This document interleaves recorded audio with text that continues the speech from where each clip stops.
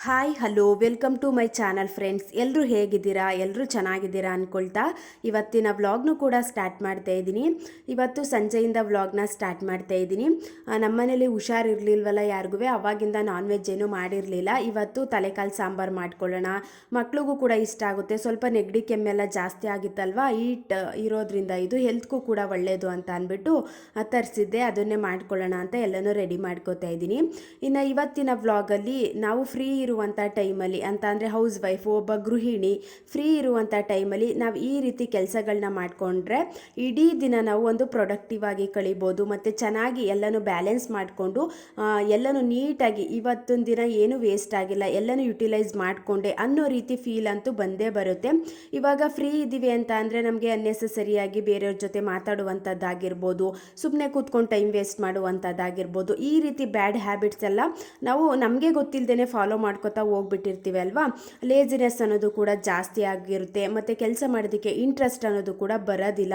ನಾವು ಯಾವಾಗ ಕೆಲಸ ಮಾಡಲಿಕ್ಕೆ ಇಂಟ್ರೆಸ್ಟ್ ಇಲ್ಲ ಅಂತ ಇಂಥ ಫ್ರೀ ಇರುವ ಟೈಮಲ್ಲಿ ಹಾಗೆ ಕೂತ್ಕೊಂಡು ಟೈಮ್ನ ವೇಸ್ಟ್ ಮಾಡ್ತೀವಿ. ನಮಗೆ ಇಂಟ್ರೆಸ್ಟ್ ಅನ್ನೋದು ಕೂಡ ಬರೋದಿಲ್ಲ. ನಾವು ಯಾವಾಗ ಲೇಜಿನೆಸ್ನ ಬ್ರೇಕ್ ಮಾಡ್ತೀವಿ ಅಂತ ಅಂದರೆ ಎದ್ದು ಕೆಲಸ ಮಾಡುವಂಥದ್ದಾಗಿರ್ಬೋದು, ಹುಡಿಕೊಂಡು ಕೆಲಸ ಮಾಡುವಂಥದ್ದಾಗಿರ್ಬೋದು, ನಮ್ಮನ್ನು ನಾವು ಯಾವಾಗ ಬ್ಯುಸಿಯಾಗಿ ಇಟ್ಕೊಳ್ಳೋದಕ್ಕೆ ಸ್ಟಾರ್ಟ್ ಮಾಡ್ಕೋತೀವಿ, ನಮ್ಮ ಮೈಂಡು ಕೂಡ ಫ್ರೆಶ್ ಆಗಿರುತ್ತೆ. ಬೇರೆ ಯಾವುದೇ ರೀತಿ ಯೋಚನೆ ಅಂತೂ ಬರೋದಿಲ್ಲ. ಇವಾಗ ನೆಗೆಟಿವ್ ಥಾಟ್ಸ್ ಆಗಿರ್ಬೋದು, ಓವರ್ ಥಿಂಕಿಂಗ್ ಆಗಿರ್ಬೋದು, ಇವೆಲ್ಲ ಸ್ವಲ್ಪ ಕಡಿಮೆ ಮಾಡ್ಕೋಬೋದು. ಕೆಲಸ ಮಾಡ್ತಾ ಮಾಡ್ತಾ ಮಾಡ್ತಾ ನೆಕ್ಸ್ಟ್ ಏನು ಮಾಡೋಣ ಕೆಲಸವ ಅನ್ನೋ ರೀತಿ ಯೋಚನೆ ಅಂತೂ ಸ್ಟಾರ್ಟ್ ಆಗುತ್ತೆ. ಫ್ರೀ ಇರುವಂಥ ಟೈಮಲ್ಲಿ ಫಸ್ಟು ನಾವು ಮಾಡಬೇಕಾಗಿರುವಂಥ ಕೆಲಸ, ಒಬ್ಬರು ಹೌಸ್ ವೈಫ್ ಆಗಿ ಗೃಹಿಣಿಯಾಗಿ ಅಂತ ಅಂದರೆ ನಮಗೆ ಅಂತ ನಾವು ಟೈಮ್ನ ಕೊಟ್ಕೊಳ್ಳೋದು ತುಂಬ ಒಳ್ಳೆಯದು. ಮೀ ಟೈಮ್ ಅಂತ ಕೊಟ್ಕೋಬೇಕು. ಇವಾಗ ನಾವು ನಮಗೆ ಅಂತ ನಾವು ಟೈಮ್ ಕೊಟ್ಕೊಳ್ಳೋದು ಸ್ವಲ್ಪ ಕಮ್ಮಿನೇ ಅಲ್ವಾ. ಇವಾಗ ಬೆಳಿಗ್ಗೆ ಆಯಿತು ಟಿಫನ್ ಮಾಡು, ಮಧ್ಯಾಹ್ನ ಆಯಿತು ಅಡುಗೆ ಮಾಡು, ಸಂಜೆ ಆಯಿತು ಮಕ್ಕಳು ನೋಡ್ಕೊ, ನೆಕ್ಸ್ಟು ಮನೆ ಕೆಲಸ ಮಾಡು, ಪಾತ್ರೆ ತೊಳಿ, ಇದ್ದೇ ಆಗಿಬಿಟ್ಟಿರುತ್ತೆ. ನಮಗೆ ಅಂತ ನಾವು ಟೈಮ್ನ ಕೊಟ್ಕೊಳ್ಳೋದು ಸ್ವಲ್ಪ ಕಮ್ಮಿ ಅಂತ ಅಂದರೆ ಇಂಪಾರ್ಟೆಂಟ್ ಕೆಲಸ ಎಲ್ಲ ಮಾಡ್ಕೊಬಿಟ್ಟಿರ್ತೀವಿ. ನಮಗೆ ಅಂತ ಟೈಮ್ ಕೊಟ್ಕೊಳ್ಳೋದು ಸ್ವಲ್ಪ ಕಮ್ಮಿ ಮಾಡ್ಕೊಬಿಟ್ಟಿರ್ತೀವಿ. ಫ್ರೀ ಇರುವಂಥ ಟೈಮಲ್ಲಿ ಯಾವುದೇ ರೀತಿ ಡಿಸ್ಟರ್ಬೆನ್ಸ್ ಇರೋದಿಲ್ಲ, ಎಲ್ಲ ಕೆಲಸ ಮುಗ್ದಿರುತ್ತೆ, ಎಮರ್ಜೆನ್ಸಿ ಕೆಲಸ ಎಲ್ಲ ಮುಗ್ದಿರುತ್ತೆ ಅಂತ ಅಂದಾಗ ಆರಾಮಾಗಿ ನಮ್ಮನ್ನು ನಾವು ಕೇರ್ ಮಾಡ್ಕೊಳ್ಳುವಂಥದ್ದಾಗಿರ್ಬೋದು, ಸ್ಕಿನ್ ಕೇರ್ ಮಾಡ್ಕೊಳ್ಳುವಂಥದ್ದಾಗಿರ್ಬೋದು, ಹೇರ್ ಕೇರ್ ಮಾಡ್ಕೊಳ್ಳುವಂಥದ್ದಾಗಿರ್ಬೋದು, ಒಂದು ಡಿಟಾಕ್ಸ್ ಡ್ರಿಂಕ್ನ ಪ್ರಿಪೇರ್ ಮಾಡಿ ಇಡುವಂಥದ್ದಾಗಿರ್ಬೋದು. ಇವಾಗಂತೂ ಮಾರ್ನಿಂಗ್ ಆಯಿತು ಅಂತಂದರೆ ಎಲ್ಲರೂ ಆಲ್ಮೋಸ್ಟ್ ABC ಜ್ಯೂಸ್ನ ಕುಡಿಯುವಂಥದ್ದಾಗಿರ್ಬೋದು. ಈ ರೀತಿ ಎಲ್ಲ ಫಾಲೋ ಮಾಡ್ಕೋತಾ ಬಂದಿರ್ತೀವಿ ಅಲ್ವಾ. ಇದೆಲ್ಲನೇ ಪ್ರಿಪೇರ್ ಮಾಡಿ ಇಟ್ಕೊಳ್ಳುವಂಥದ್ದಾಗಿರ್ಬೋದು. ನೆಕ್ಸ್ಟು ಡ್ರೆಸ್ ಎಲ್ಲ ಇದೆ ಅಂದರೆ ಅದನ್ನು ಐರನ್ ಮಾಡಿ ಇಡುವಂಥದ್ದಾಗಿರ್ಬೋದು.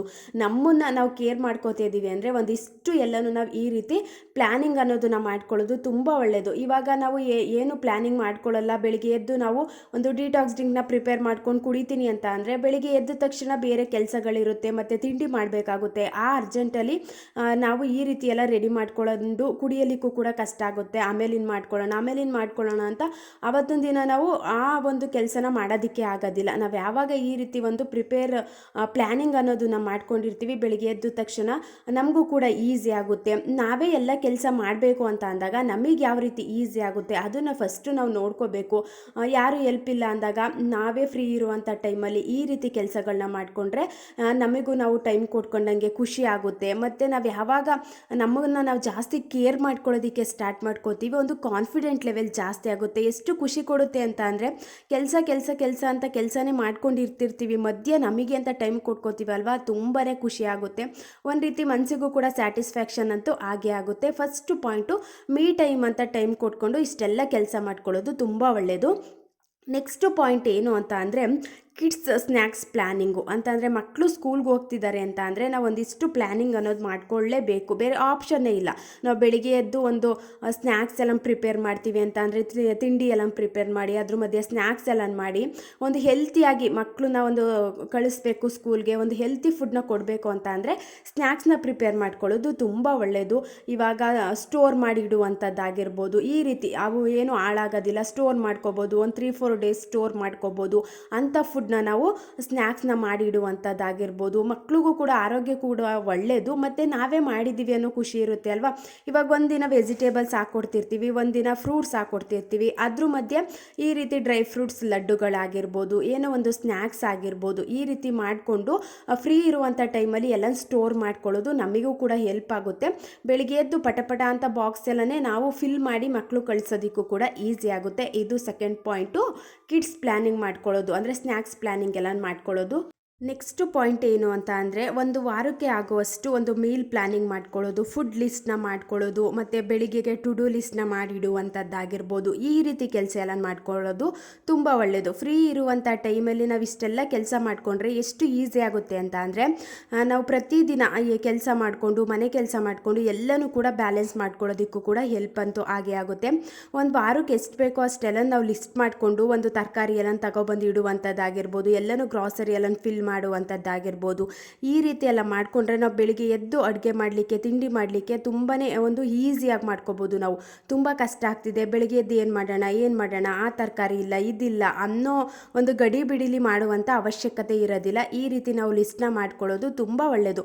ಇವಾಗ ಒಂದು ಹೋಮ್ ಮೇಕರ್ಸ್ ಆಗಿದ್ದೀವಿ ಅಂತ ಅಂದರೆ ಇದೆಲ್ಲ ನಮ್ಮ ಕೆಲಸನೇ ಅಲ್ವಾ. ಯಾರು ಬಂದು ಹೇಳಲ್ಲ ನೀವು ಈ ರೀತಿ ಮಾಡಿ ಅಂತ. ಎಲ್ಲನೂ ನಮಗೆ ಯಾವ ರೀತಿ ಈಸಿ ಆಗುತ್ತೆ, ನಾವು ಯಾವ ರೀತಿ ಸ್ಮಾರ್ಟಾಗಿ ಪ್ಲ್ಯಾನ್ ಮಾಡಿಕೊಂಡು ನಮಗೆ ಒಂದು ಹೆಲ್ಪ್ ಆಗೋ ಥರ ಮಾಡ್ಕೋಬೋದು ಅನ್ನೋದೆಲ್ಲ ನಾವು ನೋಡಿಕೊಂಡು ಈ ರೀತಿ ಮಾಡ್ಕೊಳ್ಳೋದು ತುಂಬಾ ಒಳ್ಳೆಯದು. ಒಂದು ವಾರಕ್ಕೆ ಎಷ್ಟು ಬೇಕೋ ಅಷ್ಟೆಲ್ಲ ಲಿಸ್ಟ್ ಮಾಡ್ಕೊಬಿಟ್ರೆ ಹೆಲ್ಪ್ ಅಂತೂ ಆಗೇ ಆಗುತ್ತೆ. ಪಟ ಅಂತ ಕೆಲಸವನ್ನು ಕೂಡ ಮುಗಿಸ್ಕೋಬೋದು. ನೆಕ್ಸ್ಟ್ ಪಾಯಿಂಟ್ ಏನು ಅಂತ ಅಂದರೆ, ಫ್ರೀ ಇರುವಂಥ ಟೈಮಲ್ಲಿ ನಾವು ಮಧ್ಯಾಹ್ನ ಹೊತ್ತು ಫ್ರೀ ಇದ್ದೀವಿ ಅಂತ ಅಂದರೆ ಸಂಜೆಗೆ ಏನು ಬೇಕೋ ಅದನ್ನು ಪ್ಲ್ಯಾನ್ ಮಾಡ್ಕೊಳ್ಳುವಂಥದ್ದಾಗಿರ್ಬೋದು, ತರಕಾರಿಗಳನ್ನ ಕಟ್ ಮಾಡುವಂಥದ್ದಾಗಿರ್ಬೋದು, ಕಾಳುಗಳೆಲ್ಲ ಇದ್ದರೆ ಅವನ್ನ ಕ್ಲೀನ್ ಮಾಡಿ ಇಟ್ಕೊಳ್ಳುವಂಥದ್ದಾಗಿರ್ಬೋದು.